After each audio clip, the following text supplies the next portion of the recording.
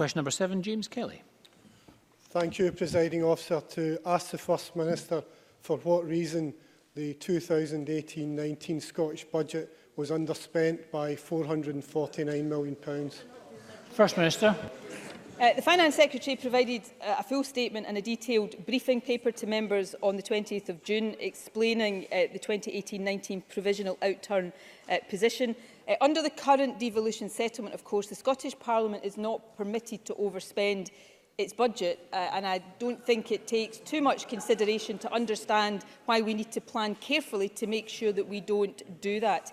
The underspend, which is part of careful management, represents a tiny fraction of our overall budget, and it is carried forward in full through the Scottish Reserve, with most of it supporting the 2019-20 Scottish Budget. The position also enables us to increase our reserves to ensure we can respond to future challenges like Brexit, for example, and of course every single penny of any underspend is used to support public services in Scotland. And I have to point out that that is in stark contrast to the Labour-led Scottish Executive, which between 1999 and 2007 returned a total of £1.5 billion to the UK Treasury because they couldn't work out how to spend it.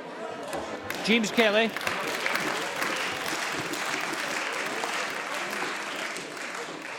I thank the First Minister for that answer. Last week, the First Minister told Parliament that every penny in the Scottish Budget was accounted for. What she didn't tell us, and what we know now, is that nearly £500 million was being kept back in a Scottish Government slush fund. I agreed with Nicola Sturgeon previously. Order, please. I agreed with Nicola Sturgeon previously when she said that the Tory two-child benefit cap was abhorrent. Can I ask the First Minister, therefore, why the Government did not allocate £69 million in the 1920 budget from the £449 million underspend to cancel this horrendous Tory policy? First Minister. Do you know, I'm really sorry to say this, but I actually feel quite embarrassed for James Kelly right now. After so many years in this Parliament, that he doesn't even have a basic grasp of the basic principles of government and budgeting is really quite staggering. Let me try and explain it. Let me try and explain it simply to James Kelly. Every penny of the underspend, as he describes it, that can be allocated is already allocated in the Scottish Budget for this year. Not a penny of it goes back to the Treasury. And yes, we put some of it into reserves.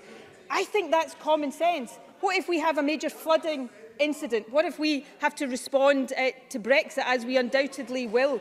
It is common sense budgeting. And let me leave James Kelly with two final things to ponder over the summer recess. The first I've already mentioned, the £1.5 billion that the last Labour government gave back to the Treasury.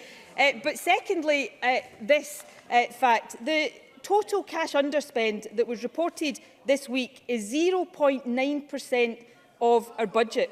That compares in the last year to 1.1%, so it's down. But take the 1.1%, that is compares to the Labour Party in Wales in the same year, where the underspend here was 1.1%.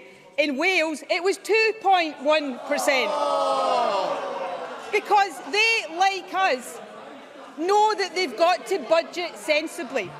And I have to say, all James Kelly has done today is demonstrate why fewer and fewer people in Scotland ever want to see the Labour Party sitting in government on these benches.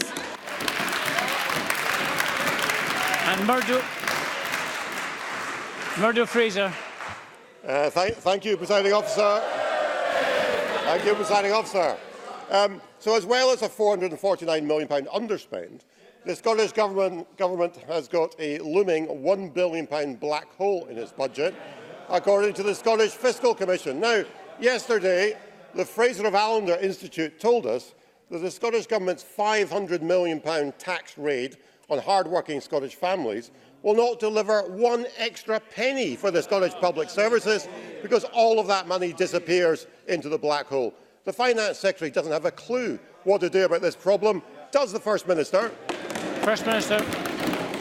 Well, do you know, Presiding Officer, I know we're about to break for the summer recess, but I have to say, when I get James Kelly followed by Murdo Fraser, it feels more like Christmas than summer to me. So, what a tremendous way to end the session. There is no black hole in the Scottish budget, as anybody who understands the figures and what the Scottish Fiscal Commission actually says would know. But let me tell you what would put a black hole in the Scottish budget.